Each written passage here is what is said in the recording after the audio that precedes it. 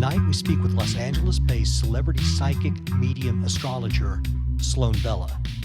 She is incredibly popular on YouTube, and her channeled videos of deceased celebrities are gaining in notoriety. Tens of thousands of views in hours. At 14, Sloan ran away from home and ended up on the streets of Toronto, Canada.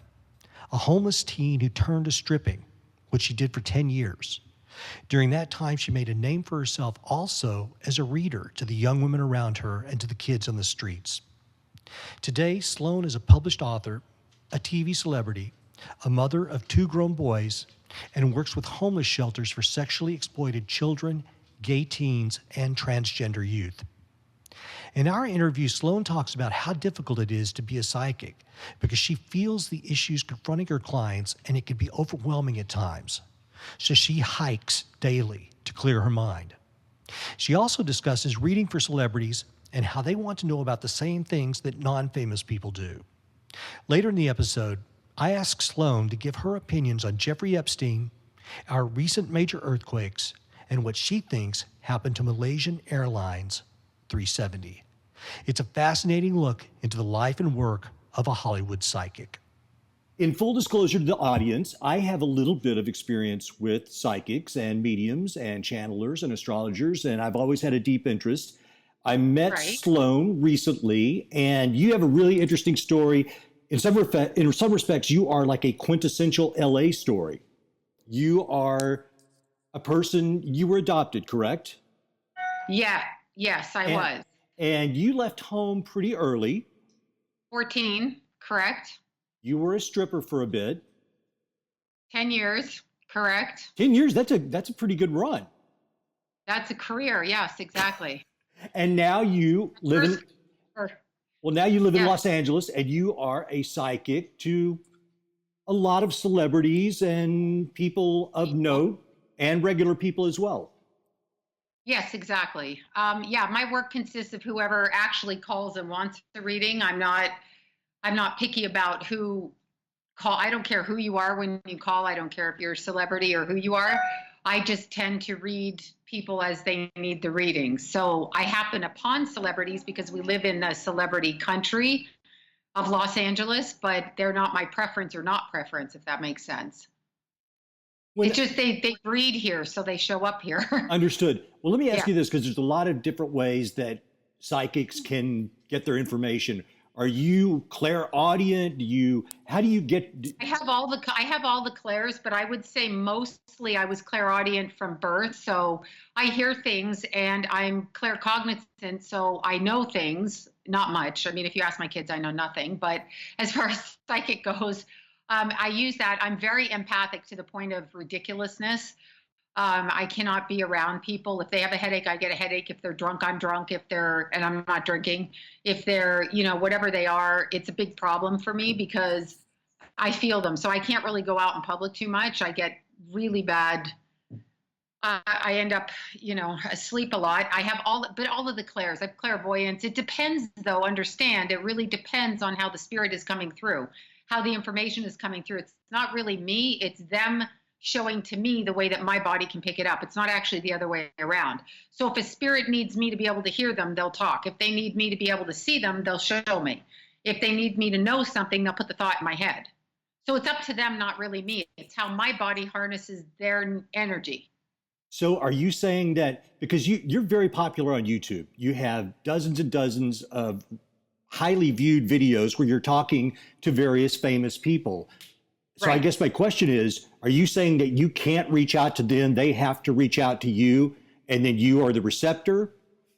Well, I'm only a telephone line. Yeah, it's not, I mean, it's actually not even, you are born psychic or you're not. So to me, when people say it's a gift or whatever, I'm like, well, are your boobs a gift? I mean, is your eyes a gift? Whatever. I think of it the same way. No big, like, can you pee? Was that a gift? Like it's like peeing to me. In other words, I know it sounds really weird. People will get really mad when I say it, but it's not a gift. It's just an ability. So it's just how my body operates.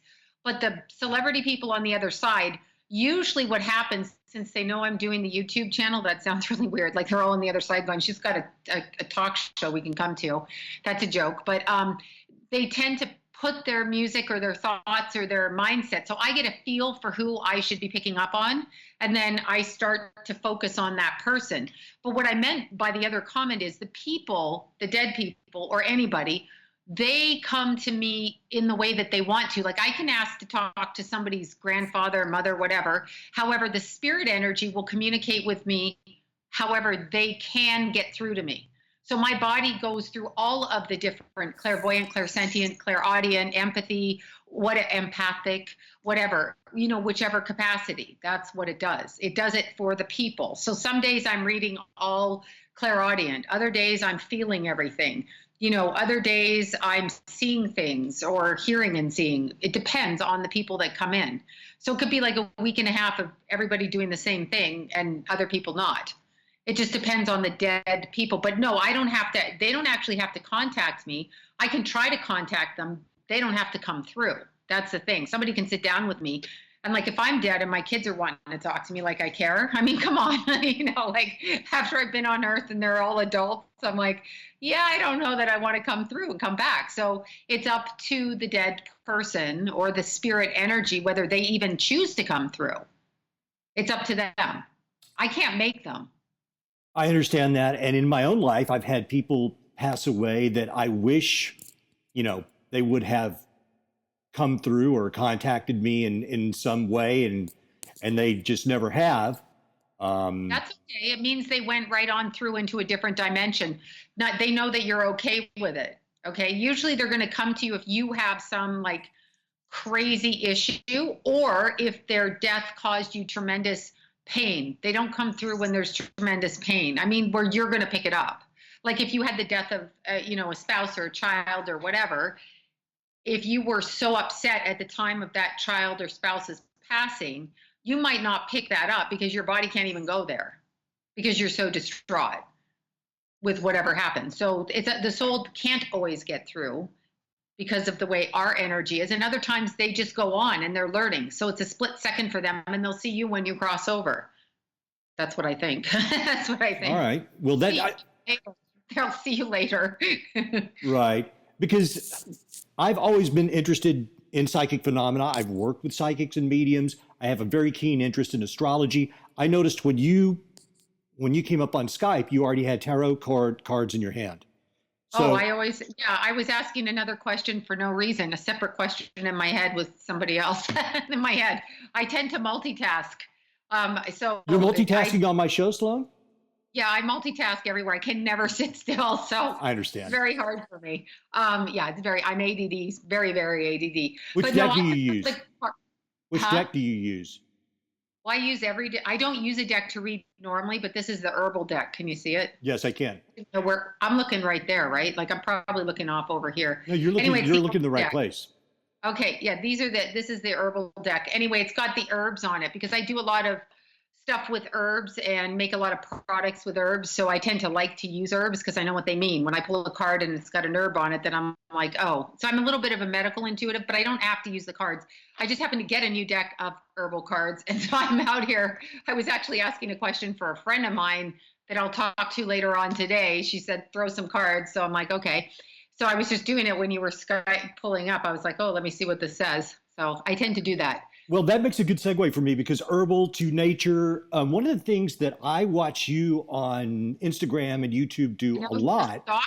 Pardon? No, I'm kidding. I said you're a stalker. I'm kidding. I'm a stalker. Well, but people I like, people that are my friends. I mean, that's why we put things out on social media, right? So our friends can see it. But what I was going to say is you hike more than any person that I can think of that I know. And I have a theory that is part of what helps make you good at your job. Yeah, I would think it does. I use it to clear my brain because I'm a panic attack, anxiety, ADD kind of person. So to sit still in any given day is like torture for me. So I have to exhaust myself before I even do the work. But I like to be by myself too. And there are people that hike way more than me. You just don't know them. I have to show you their Instagrams. They're not psychics, but they do hike more than I do. But I've been doing it I started doing cross-country running when I was in first grade, but in Canada, so there were no mountains. So for me, there were no mountains there. So sorry, my phone just rang. It's okay. Anyway, so I used to go out and run. And because of the home I was raised in, I was home alone a lot. So I would just go run the streets, literally put on shoes and go run the streets of Toronto, run the little areas when I was 6 and 7 and 8, the parks. So I was always running. So I've done that. Even when I ran away from home and had nowhere to sleep, I ran all night long. So it's something I do anyway. I run in the middle of the night. I've always done it. If you put shoes on and you keep moving, nobody can catch you, right? Right. Do you carry some kind of weapon or anything with you? I mean, no, I have crystals in my pocket. I figure that works. I have crystals. I guess you can hit them over the head with it. I guess it's it's like. Well, tiny. I pack them all on me. No, I'm not really afraid of anybody getting me. I mean, if they're going to kill me, they're going to kill me. I mean, what am I going to do about it? I mean, like if they can get up the hill where I'm going, good luck, because usually when I see a guy come up behind me, I can usually outrun them. Number one. Number two, I'm going to see them on a very tiny trail, so they're going to have to look me in the eye. And I really haven't had that experience with hikers.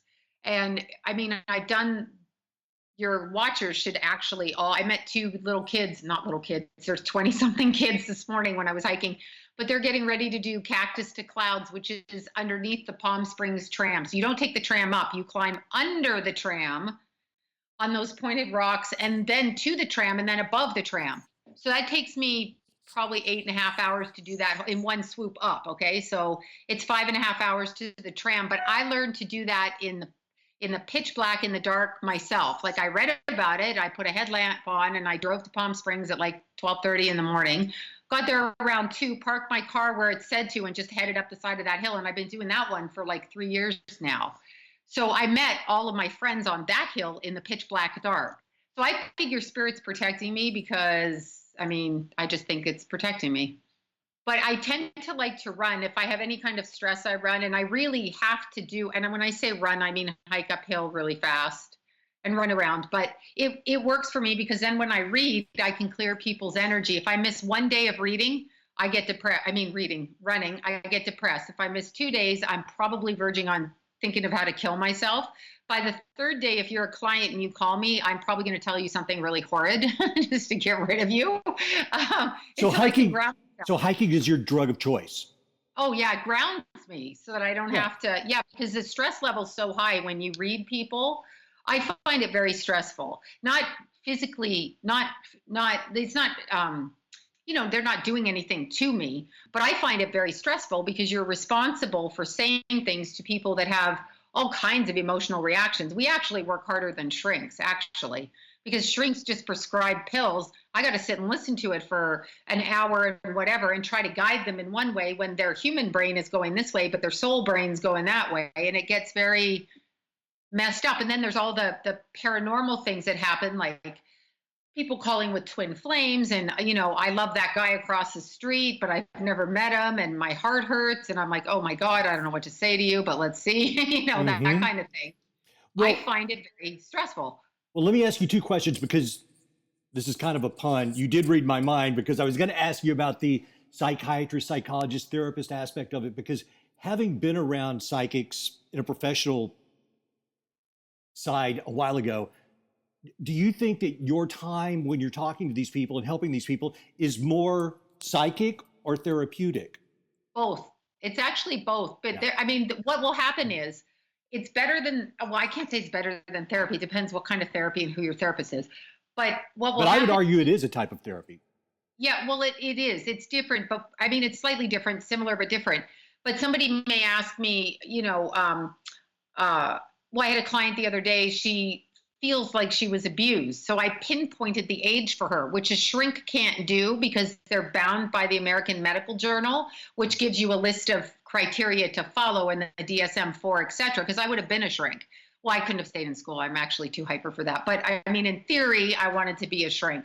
But when you're looking at the structure of it, they have very specific things. And I don't think you can put people's mental problems or issues or thoughts into like psychiatric book writing and text. It doesn't make sense. Sometimes you've got people that actually have spirits connected to them. And see, in the regular world, they don't believe that. So you can't even go there with a client. You see, you can't go there because it's not in your doctrine. It's not, you'll lose your license kind of thing. So I actually picked to be a psychic. Well, I didn't know what else to do, quite frankly.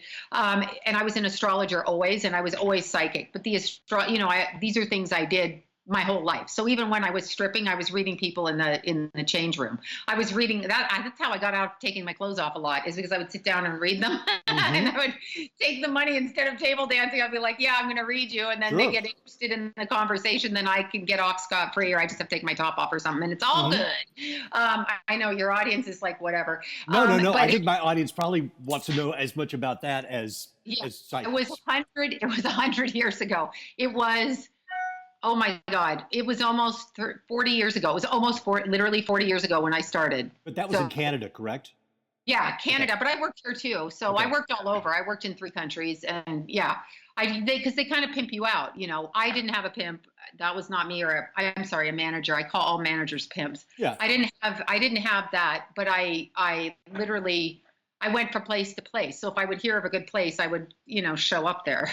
That's what I would do. I'd be like, we'll show up here. But a lot of the times the work I was doing, and when I was very young, 14 and first a runaway, I actually got in the doors because I was already reading the girls on the street. In Toronto, there were a lot of hookers on the street, and I used to hang out in the coffee shop, which is across from the University of Toronto, where they made really good cappuccinos.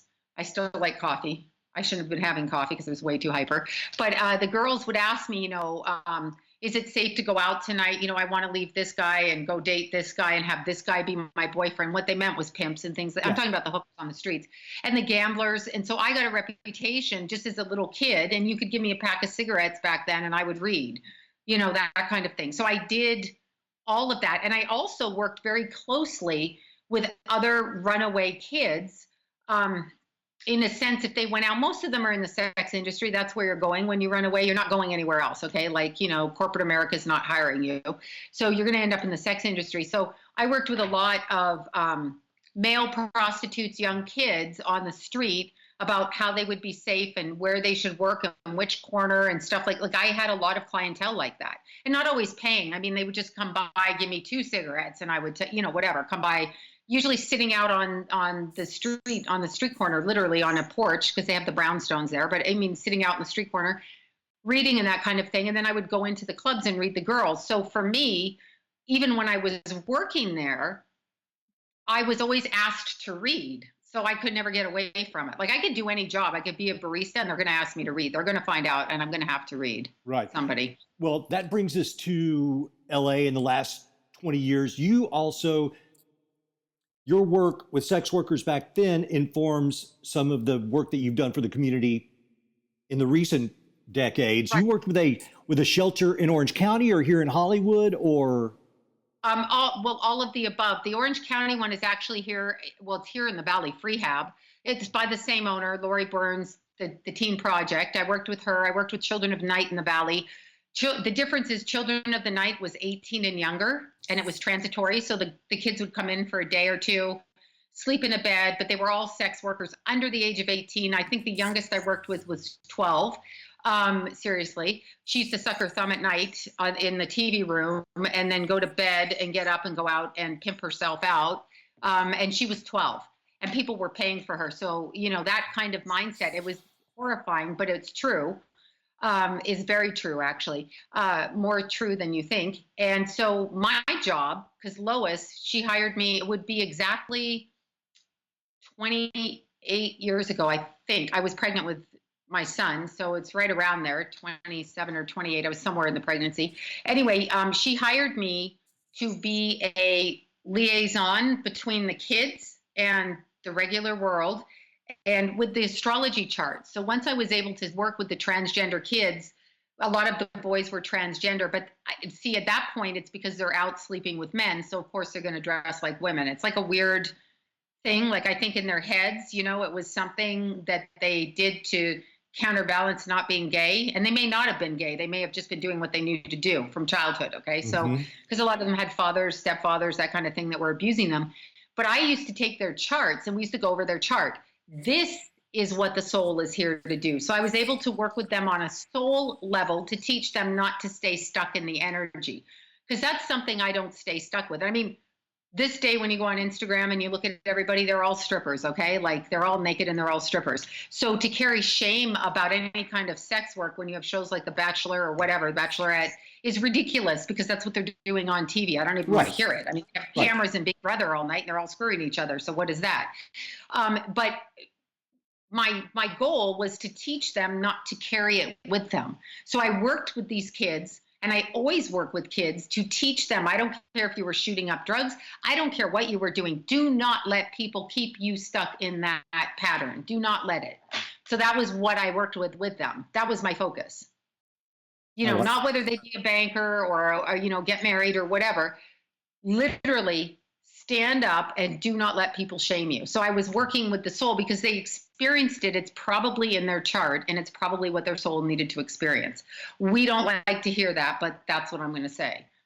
Was there any commonality that you saw in a lot of these kids when you're saying you see something in their chart or you see something in their soul? Was there anything that was slightly more prevalent? Oh, definitely. Loaded 8th house, loaded 12th house. Uranus and Neptune in the 8th house for the transgenders 9 out of 10 times, or in the 5th house. Okay, I've got Saturn in my 8th house. It's a heavy. I got Saturn in my 8th too. 7th on the 8th house cusp. Yeah. That's all. That's exactly what that's actually karmic responsibility to all of the paranormal, the sex, all of those things. That's what that is. When you put Uranus in the 8th or Neptune, you've got, depending on what sign it's in. Now I can't remember way back then what the kids' signs were, and I'd have to go back in my head, you know, what year that was actually. It's probably Capricorn. I'm thinking it was probably a focus of Capricorn stuff. You will find 12th house stuff though, like a loaded 12th house. You will find in prostitutes issues in the 2nd house with the nodes, so 2nd to 8th, other people's money and your money, your beliefs and their beliefs. So you'll see it flipping back and forth with that. You'll see all kinds of Scorpio stuff. I mean, you know, you'll see anything in Scorpio. You'll see. And I'm a Scorpio. I've got 5 houses. I've got 5 planets in Scorpio, I think. Yeah, stay away. I'm a safe guy, though. I mean, you know. No. But you'll see Scorpio in anything in those things, right? That's what you will see. Scorpio Venus, Scorpio Moon, Scorpio Rising. But then I noticed the 8th house. Now, remember, the karmic repercussions for sexual abuse, and it's really interesting because is it this life or are you living out a past life? Or did you come into a family where one of your husbands is now your child or your father was your lover in last life? So there's tons of integral things like that. Like imagine if you had a partner in this life and they died suddenly, let's just say, and then you're both reborn, but they're your kid and you look at them, but you see them as that partner from the past life. So you're coming through dimensions. Now you're not supposed to do it, but what if that's what you feel? I'm not sure I understood that. Say that again. Some of the abuse is happening because of the prior life relationships. Right. They were lovers or married or, sexually exploited in that life. And in this life, they come in as 2 other people, but the soul contract is still there. You see, so they start reenacting it out again. And but it could be father kid or mother kid or cousins or something stupid, you know, like that you're not supposed to do. And you wonder sometimes when you see these people and they kidnap somebody and they kidnap a 14-year-old and you're like, what the hell is going on? That can actually be a karmic thing. Like they are drawn to that person and they don't even know them. And there was some abuse in the past life and they're acting it out again. So it's really hard to tell if it's like this life, past life, or where is it coming from? Or are they just completely deranged? I mean, there's that too, right? Like there's people that are completely mentally ill. However, having said that, is the mental illness organic or is it caused by entities? So then you got to go that way because a lot of these people are doing drugs and therefore they're opening the door for entities. So you got to go back and forth. I understand that. Let's shift gears a little bit. When people come to you, celebrities, normal people, do celebrities generally ask you for the same things that normal people do? Is it about love and making more money or Watch my eyes roll back in my head. Love. It's always love. My boyfriend loved me. Will my girl? Huge party in Hollywood. I literally went to a party. I was at a Mexican client of mine who flew in from Mexico City at her birthday party. And I met this hairdresser woman there, right? And she wanted to know about her soon-to-be wife. So the two girl hairdressers were getting married. So she came to me asking me about her fiance, soon-to-be wife. And then the wife came to me asking about the other one, right? I know. Like, I mean, I was at That the sounds party. bad already. Right. But they're sweet girls. But I get invited from whatever I said at that party to their engagement party. And they got everybody there from everybody's getting a reading. Juliana Huff, Steven Tyler, but he didn't get a reading. He was just in the party group. I mean, there was just everybody. Diana Ross's family, Jessica Simpson's family, and just everybody was on this. It was at this party. And it was interesting because you've got 15 minutes to read. That's how I do parties. Okay. So in Los Angeles, when celebrities call you, they call you, and all of the networks have psychics that go on the lot. All of your daytime talk show producers are calling psychics by the hordes all week long to come onto the lot. I have read at every single one, and there can be 6 of us at a time, or 2 of us, or the favorite one. We get invited on trips. I don't do that because I don't want to be anybody's girlfriend as a psychic, so to speak. Like I got stuff to do. I can't, I mean, unless you're bringing my whole family with me, but otherwise I got stuff to do. So I don't want to be gone that long. But you get invited in, and so you are walked on the lot like royalty as a psychic. It sounds very strange, but it's absolutely true. It doesn't sound strange to me at all. Yeah, it's absolutely true. And you may read 6 or 7 producers and or talent coordinator or whoever, right? You'll read them. I worked for Jay Leno's show. One of their bookers booked me as a gift. Every guest that went on Jay Leno's show got me as a reading. So I either would show up at their house, their hotel room, instead of flowers, they sent me. Because the guests wanted psychic readings. So I would show up, that's what it is. And they actually paid me through Jay Leno. Through his show. That was the booking agent. Instead of buying the guest chocolate or whatever, they'd ask him, do you want a psychic reading? Okay, then here's Sloan. You can come to her house. She can go to your house, whatever. Do you encounter many people in Hollywood that just, I don't have anything to do with psychics or astrology? I would think that most Hollywood people have a positive predilection towards these types of things. Yeah, usually if you go in, it's usually the handlers of the celebrities because they figure you may see something that they're doing. But what they don't understand is I usually don't give a shit what that guy's doing if I'm not reading him. I don't care. They always think you're looking. I can't be bothered. I do it all day long. I really don't care unless it pops out at me, like if something extraordinary happened. But other than that, I'm not like looking at people going, oh, by the way, but that's why I don't go out after I read either. I usually have to sleep. So because I'm too open, so I don't usually go out. Can you turn this stuff off? I mean, okay, so after the party, you're off the clock now. You want to go home and live your life. Can you turn it off? No, it usually takes me, that party I just told you about I did, which was like a month ago, that took me 2 days to recover from. I couldn't even function the next day. Like, I don't even know what I ate. I know I was on the couch. I know I was upside down. I know I didn't brush my teeth. Apparently I was in and out of sleep all day. Like I can't go running. So for me, it's a real, do I need that chunk of money to make that income for doing one party? Then maybe I don't work a week. Then I can run all the time the rest of the week and do what I like. Or do I want to miss, the day and a half? It was actually a day and a half, but it's very taxing on my physical body. It's actually unbelievably, I shouldn't even say this. I've done readings where I'm out cold, sound asleep, and I have no idea what I said. I know I was asleep. The call ended. I wake up after. I have no idea. I'm out of my body, like none. I'm sound asleep, not even joking, but I'm talking to them at the same time. So go figure that one out. Well, that sounds like Edgar Casey a little bit, the sleeping prophet. I mean, wasn't he asleep when he was making all of his readings? I think there's 3 of us that do that. I have a really good girlfriend I told you about, Deanna, who's a tremendous psychic. Spirit talks to her. So you ask her a question, she asks them, she speaks for like what they say like this. Phenomenal. Happens to her all the time. And I have another girlfriend, happens to her all the time. Just out cold. We'll call each other. I'm like, I don't even know what I said for 3 readings. Like I woke up in my pajamas in my bed, but yet apparently from the email, I gave him a really good reading. I had no idea. I don't even know how I get upstairs to my bed as I'm starting to read here. So I think it's actually the what they're taking, and I really believe this, unless there's an exact even exchange of energy, like reciprocal, I actually believe they're taking my life force. So I Yeah. believe the more you read, you're going to die sooner, but I don't really care anyway. I mean, whatever. But I believe that's what's happening. I believe my layers are so thin that I just pass out. Because I'll pass out in public. I used to do it as a teenager too.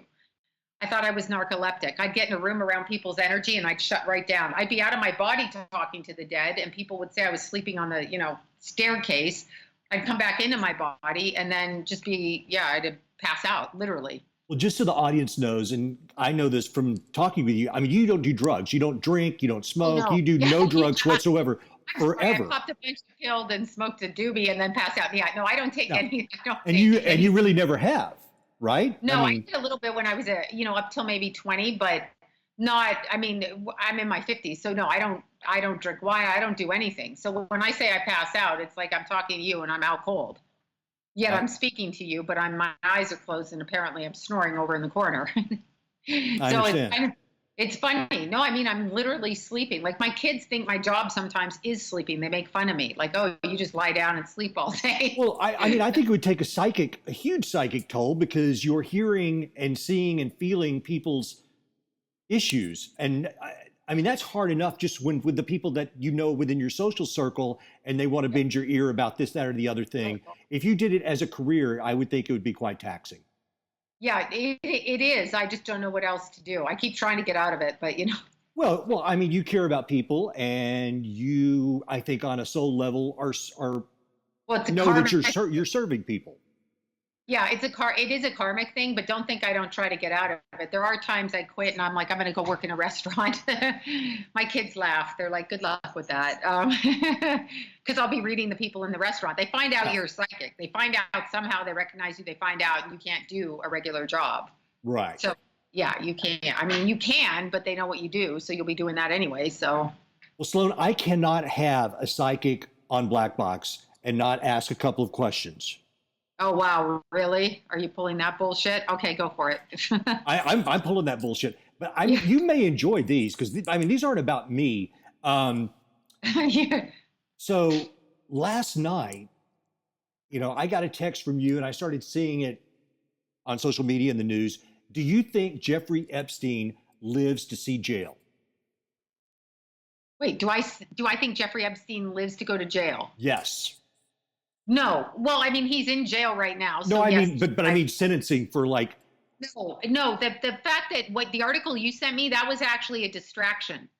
So whatever that was about, that's like a fake thing. Like they didn't really try to kill him. It's something else. It's not sexual. I mean, they're trying to screw with him, obviously. I feel he'll be dead probably midway through next year. I do see some kind of on trial speaking in front of people. It is going to go that way because the information has to come out. Wait, what do you mean by that, Sloan? I'm not. Oh, going to court. Like I feel we will see him speaking in court. Okay, good. Good. I don't know what they speak. I don't know when that is or when that's scheduled for. But I actually feel they're going to see him speaking in court, and it's after that he'll die.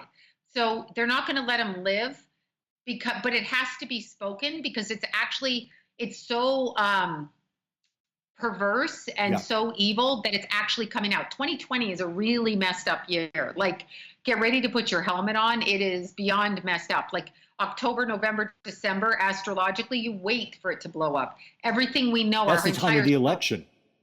Yeah, well, the entire social structure is going to pop, and everybody's going to see what these people are doing, meaning the pedophiles, the Jeffrey Epsteins, but it's going to be very blatantly obvious what they're doing. Like, obvious. So you, me, our cousins, people in Iowa, wherever, they're going to know. I hope and you're I don't right. think they want to.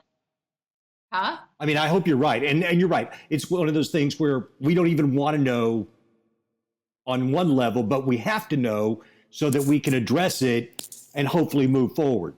Yeah, well, what's happening is the dimensions are moving upwards. So we, in our little cockroach existence, I'm going to put it down there on the floor, like we are like cockroaches. They can't kill us and we keep staying here, humans, but we are rising up spiritually. So that's why the abuse, and it is evil abuse because they're stealing children as products, okay? Yes. So byproducts for their skin, for their blood, for their sex, for their DNA.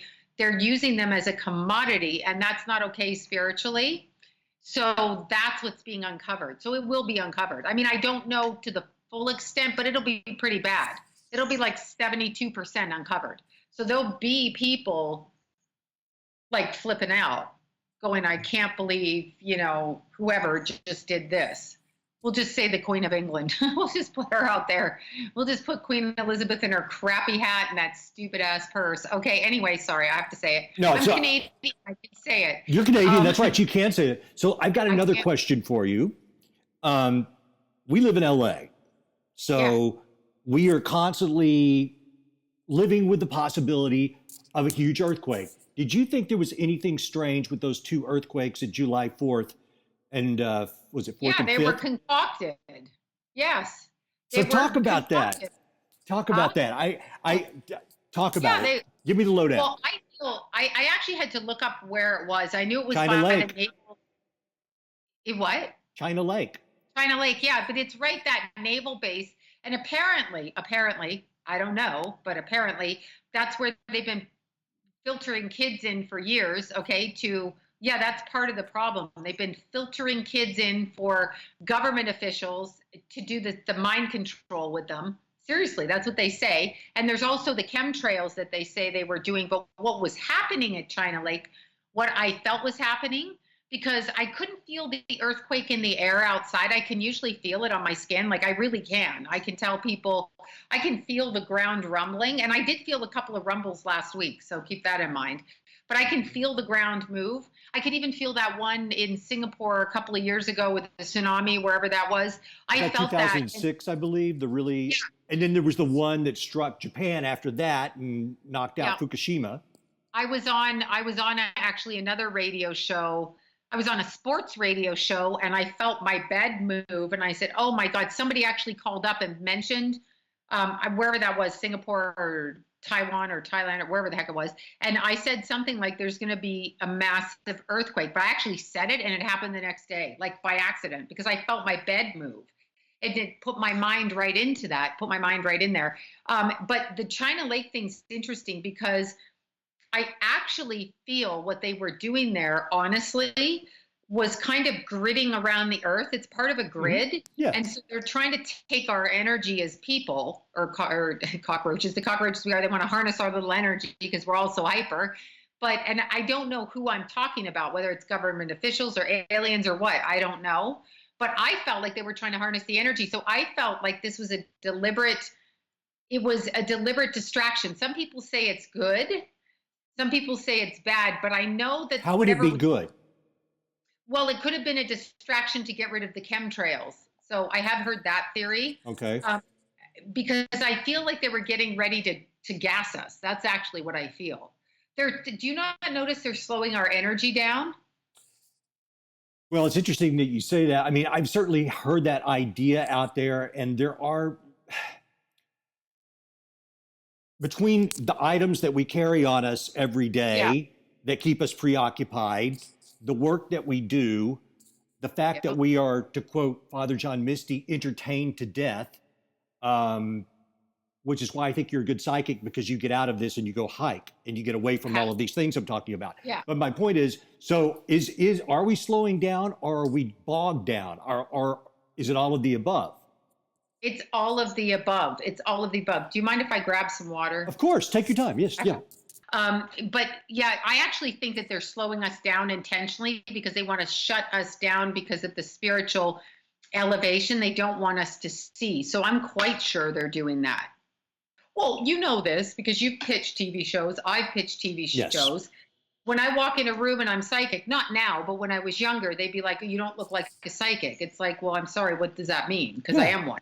So I don't know what you mean by that. But they had a certain vision and they wanted people who were psychic, in my opinion, they wanted to present the ones they put out there. First of all, they were controllable. I'm not, because I'm not going to lie. Okay. Right. So I'm never going to lie. Yeah. If I don't get something, I don't get it. If I've got something to say, I'm going to say it. If it's wrong, it's wrong. I don't care. But these people are, someone like me is not controllable. But the other thing is, just think about this. What if a psychic were actually really authentic and could pick up information? And what if that psychic was right and saying stuff that went out on the airwaves? And what if that psychic was articulate, attractive, well spoken? People would believe it. Now, if you take a psychic that is crazy looking, perhaps a little bit disheveled, 100 years old, mumbling, and she says something accurate because she too is authentic, no one's listening. Right. They can discredit. And I'm convinced they do that. I'm convinced because what they push out there in the psychic world that's on TV right now is not anything. For example, I'm probably going to get in trouble for mentioning this on your show, but the Hollywood medium. Okay, there, I mentioned it. Anyway, the Hollywood medium, the kid. Okay, fine, the kid's a kid, good for him. So I watched one episode of that show, and he was reading Bella Thorne. I mean, he was going to a party. He didn't know who was at the party. I probably wouldn't have known who was at the party because I don't know that actress. I know the name, but I don't know. I'm not watching her show or whatever it was. And he walks in the first sentence of meeting her, he's like, yeah, there's a guy around you, and I'm hearing like a motorcycle. Oh my God, and he died. Now, I Wikipedia'd Bella Thorne while I was watching the episode, and he spoke literally what was the first paragraph in Wikipedia. And I'm like, if I can Google this and I'm just, like, can you not find your researchers and make them work a little bit, like find some abstract fact if you're going to bullshit? Right. And that really bothers me. But what that show's about is that show is about all of the E-entertainment actors fulfilling their contract and going on his show to make that show make money. That's all it is. Those are all E-actors. That's all that show's about is money graft back and forth. Okay. It's not a psychic show. They'll tell you it's a psychic show. Right. It's not a psychic show. It's a graft show. It's like, oh, you Kardashians, you're on E. Well, now you have to show up on his show because we need this show to make money. So I don't know who's producing what and doing what, but that's what it is. I don't want to watch psychic shows like that. And that's who gives us a bad name. They think that kid is real and he charges $2,500 an hour. Who is he reading? Right. Well, everything you just described fits the skeptic's argument against all of this. They're like, well, wait a minute, you can just Google a person. And I've heard that before.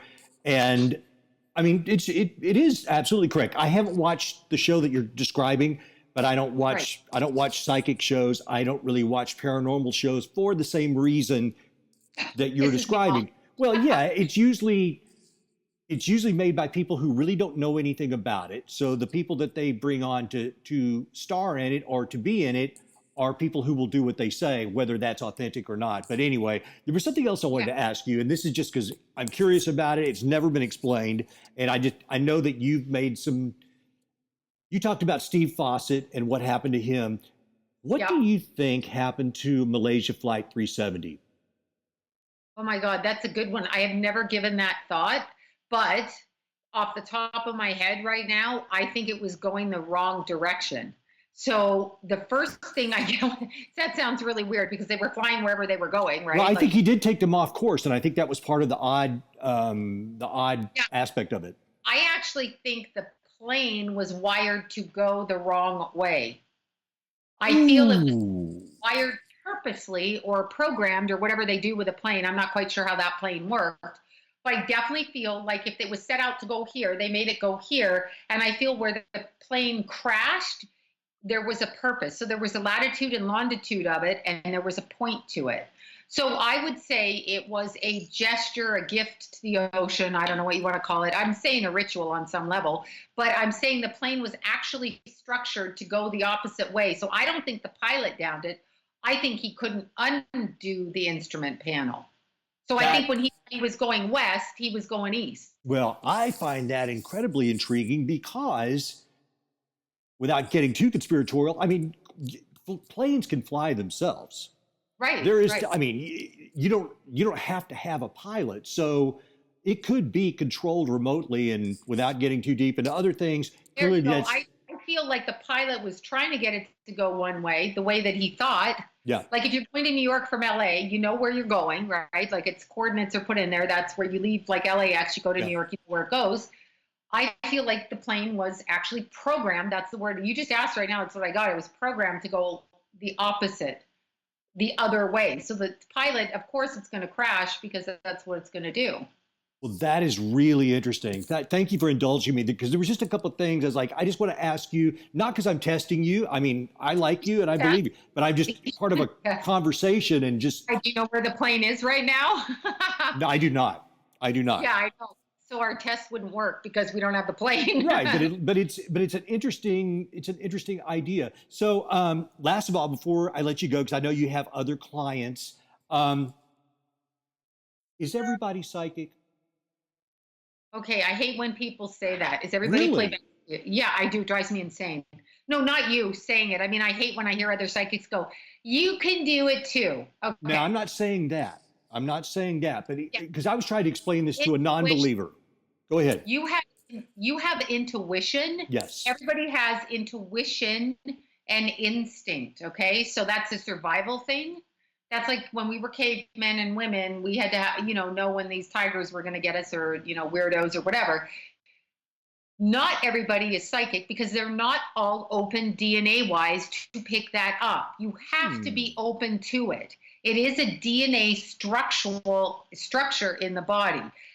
People have the ability to do different things, but that's because their DNA, they were born with it to be able to pick it up and do it. So just because you're born doesn't mean you're going to be psychic. Okay. Like All I right. really don't think everybody's psychic. Just like I don't think everybody can see. And I don't think everybody has arms when they're born. I don't know how many are or aren't, but I'm saying there's all kinds of different ways that we're born and the way that our energy is harnessed. Well, that makes sense because not everybody can play tennis or be a great musician or be whatever it is. So no, Well, that they that can try to that's sing. They can try to sing. If I sure. try to sing, I can try, but no one's paying me for it. Right. They're running screaming in the other direction when I'm singing, so yeah, like they're like, oh god, no, she can't sing. So I could say I could be born with the ability to sing. I sure can try to sing, but that doesn't give me a natural ability to do it. I think when you're psychic, there's very few of them out there, and there sure as hell is very few that do this work. I don't care how many you find on the internet. I'm talking people that do the work day in and day out. I know a handful, and that's it. Everybody else says they're psychic, but they pose it psychic. Oh, To absolutely. actually really do psychic work, you are working every day against your will, against your will, you're being tortured. No, you can take a day off, but you have people and you're doing it. You're not doing it to be famous. You're not doing it to get a name. You're not doing it for anything. You're reading people all day long. Like that's what you're doing. And very few of them do it. Very few of them do it. They don't do that. They put things on their website like, it's $900 a reading. Well, then they're not reading, okay? Because I've had very wealthy clients, and here's how I'll tell you that works. I've had billionaire clients, okay? They don't pay any more than you would pay for a reading, okay? Just like I'm like McDonald's. If you pay $5 for a Big Mac, you're paying, that's, whether you're you or a famous person, okay? So if the person is famous and they want a reading and they find a good psychic, they will just give them a tip. All these people that say, oh, they're worth it, they're like $1,000 this. What are you doing? Like, seriously, I have a problem with that. What are you doing?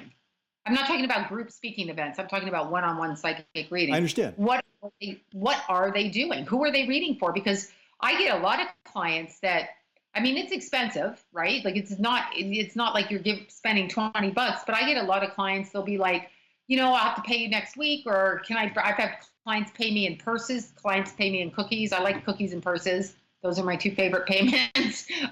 Good to I know. don't know.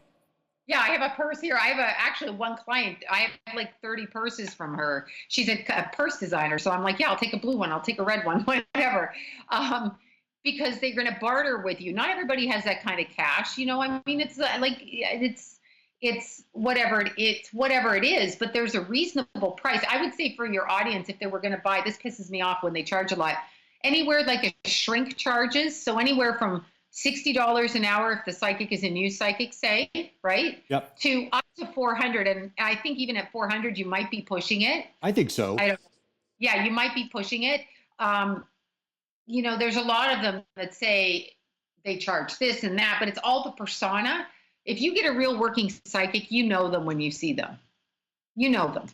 You just know they're worker bees Last because that's what they're question. supposed to do. Yes. Last question.